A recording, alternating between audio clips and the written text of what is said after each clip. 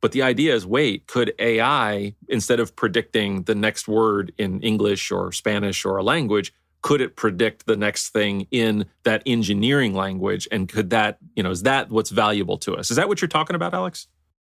Both yes and no. Okay. So if we are speaking about something that where next token prediction, like just saying big or large, they're synonym, it's not that critical. So if this is your problem, then generative AI can do that. But if it requires precision, it requires additional methods to do that. So if we are speaking about MBSE, if we are speaking about SysML, this is one of the examples where I see like a direct application of generative AI. If we are speaking about Copilot for design, then generative AI is not enough. You also need to add a lot of